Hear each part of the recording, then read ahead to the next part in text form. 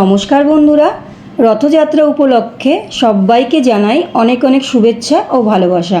আজ চলে এসেছি মেলার দোকান বা মিষ্টির দোকানের মতো মুচমুচে রসালো জিলিপির রেসিপি নিয়ে।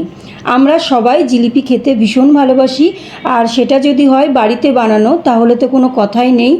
এই রথের মেলাতে দোকান থেকে আর জিলিপি না কিনে বাড়িতেই খুব সহজেই মাত্র কয়েকটা উপকরণ দিয়েই তৈরি করে নিতে পারেন একদম মেলার দোকানের মতো মুচমুচে রসালো জিলিপি। তাহলে চলুন দোকানের মতো মুচমুচে রসালো জিলিপি কি করে বাড়িতেই বানিয়ে নেবেন সেই রেসিপিটি দেখে নেওয়া যাক। মিষ্টির দোকানের মতো জিলিপি বানানোর জন্য এখানে আমি ব্যাটারটা তৈরি করে নিচ্ছি। তো তার জন্য দিয়ে দিচ্ছি টক দই। টক দইটাও 100 গ্রাম মতো টক দই আছে। 100 গ্রাম টক দই দেওয়ার পর এখানে আমি অল্প একটু জল দিয়ে দেবো। আর জলটা কিন্তু আমি উষ্ণ উষ্ণ গরম জল নিয়েছি, খুব সামান্য একটু জল দিয়ে দিচ্ছি। আর এবার টক দইটা ভালো করে হাত দিয়ে ফেটিয়ে নেব।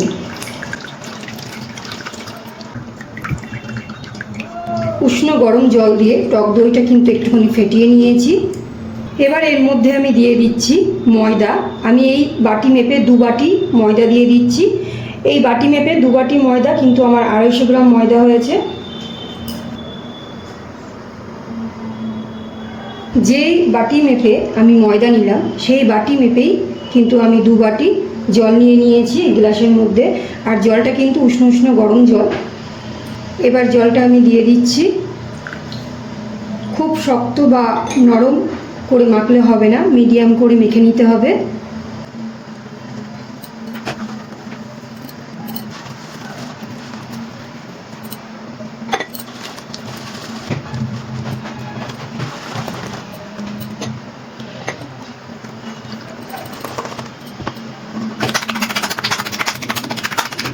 ময়দাটা কিন্তু ভালো করে ফেটিয়ে নিয়েছি, দেখে বুঝতেই পাচ্ছেন। আর ব্যাটারটা দেখুন, খুব বেশি পাতলাও হয়নি, আবার কিন্তু একদম শক্তও হয়নি। আমি কিন্তু এই বাটির 2 বাটি জল দিয়ে দিয়েছি। জিলাপির ব্যাটার কিন্তু আমাদের সম্পূর্ণ তৈরি। এবারে আমি উপরে সামান্য কিছুটা জল দিয়ে দিচ্ছি। জল দেওয়ার পরে কিন্তু কোনো রকম নাড়াচাড়া করবো না, যেহেতু আমরা এটাকে ঢেকে রেখে দেবো, তাই সামান্য একটুখানি জল দিয়ে দিচ্ছি। নাহলে কিন্তু উপরটা শুকনো শুকনো হয়ে যাবে। এই যে একটুখানি জল দিয়ে রেখে দিলাম। এবার আমি ব্যাটারটাকে ঢাকা দিয়ে 8 থেকে 9 ঘন্টা রেস্টে রেখে দেবো। এটা কিন্তু কোনো রকম ফ্রিজে রাখবেন না, নর্মাল টেম্পারেচারে রাখবেন ফার্মেন্ট হওয়ার জন্য। 9 ঘন্টা পর আমি যে ব্যাটারটা তৈরি করে রেখেছিলাম সেটা আমি এবার দেখাচ্ছি আপনাদের। ফার্মেন্ট হওয়ার যে একটা গন্ধ থাকে না, সেই গন্ধটা কিন্তু পাওয়া যাচ্ছে। আর এই ব্যাটারটাকে কিন্তু আমি ভালো করে আরও একবার ফেটিয়ে নিতে হবে। ফেটিয়ে নিচ্ছি আরও একবার আমি।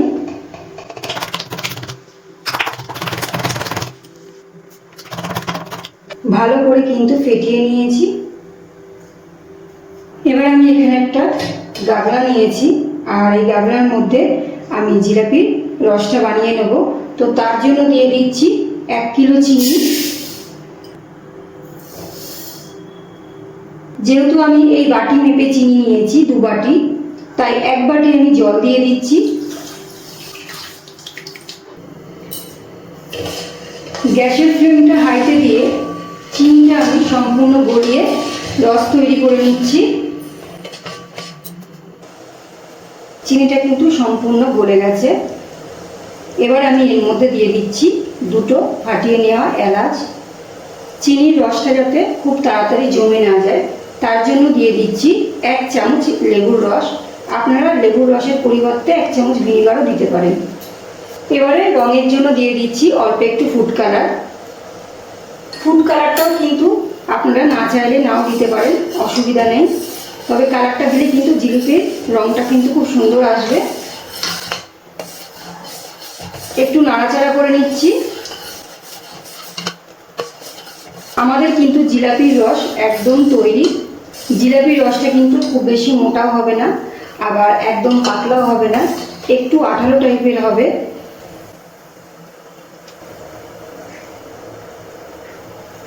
এবার আমি গ্যাসটা অফ করে দিচ্ছি। জিলাপির রসটা পাশে রেখে এবার আমি জিলাপিগুলো ভেজে নেব। জিলাপিগুলো ভাজার জন্য আমি একটা এরকম পাইপিং ব্যাগ নিয়ে নিয়েছি আর একটা নজল নিয়েছি, আমার কাছে ছিল তাই আমি এটা দিয়েই জিলাপি আজকে বানাবো। আর আপনাদের কাছে যদি না থাকে এরকম কিছু, তাহলে এরকম যে প্লাস্টিকের বোতলগুলো থাকে আমাদের ঘরে, এই বোতলের মুখটা একটুখানি এই জায়গাটা ফুটো করে নিতে হবে, নিয়ে এর মধ্যে ব্যাটারটা ভরে নিতে হবে, ভরে তারপরে জিলাপিগুলো বানাতে হবে। তো আমি এই পাইপিং ব্যাগের মধ্যেই ব্যাটারটা দিয়ে দিচ্ছি।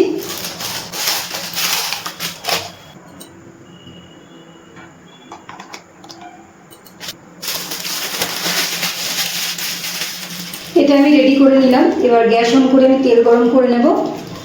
গ্যাস অন করে একটা কড়াই বসিয়ে দিয়েছি আর কড়াইয়ের মধ্যে দিয়ে দিচ্ছি সাদা রিফাইন অয়েল। এবারে তেলটাকে গরম হতে দেব। তেলটা গরম করে নেওয়ার পরে এবার আমি এক এক করে জিলিপিগুলো ভেজে নিচ্ছি।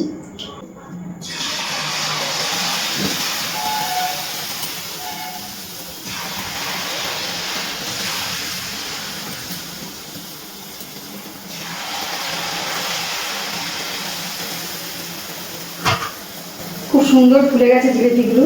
পেঁয়াজটা ভালো হয়নি, কিন্তু জিলিপিগুলো কিন্তু খুব সুন্দর ফুলেছে। তিনটে আগে আমি ভেজে নিই, তারপরে বাকিগুলো এক এক করে ভেজে নিচ্ছি। আমি একটুখানি কড়া মানে লাল লাল করে ভেজে নিচ্ছি। আপনারা যেরকম মানে জিলিপি খেতে পছন্দ করেন সেই হিসাবেই ভেজে নেবেন।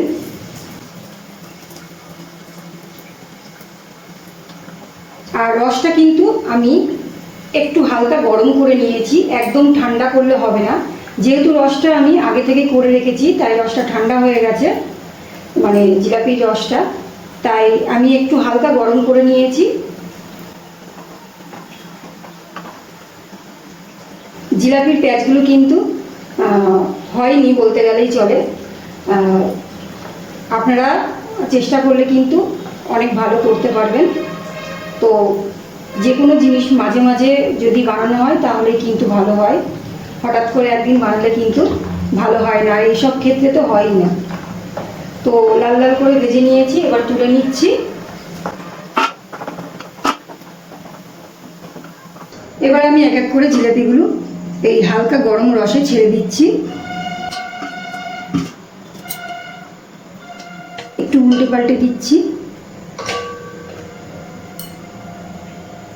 জিলিপিগুলো রসে দেওয়ার সঙ্গে সঙ্গে কিন্তু এইভাবে একটুখানি চেপে ধরতে হবে রসের মধ্যে, না হলে কিন্তু রসটা ভালো করে ঢুকবে না জিলিপির মধ্যে। আর খুব বেশিক্ষণ কিন্তু রেখে দেওয়া যাবে না, ওই 25 থেকে 30 সেকেন্ড মতো রসের মধ্যে রেখে দিতে হবে, তারপরে তুলে নিতে হবে। এবার আমি তুলে নিচ্ছি রস থেকে।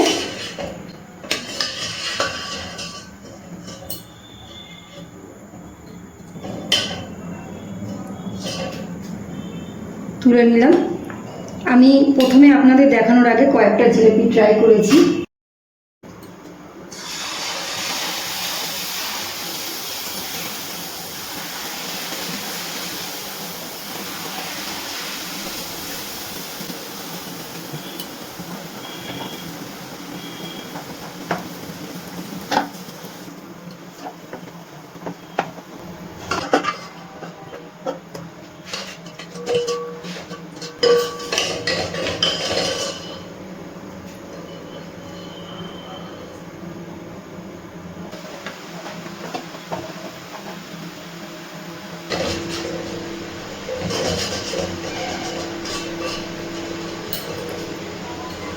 আমার কিন্তু প্রত্যেকটা জিলাপি ভেজে আমি রসে ডুবিয়ে রেখেছিলাম, এবার তুলে নিচ্ছি।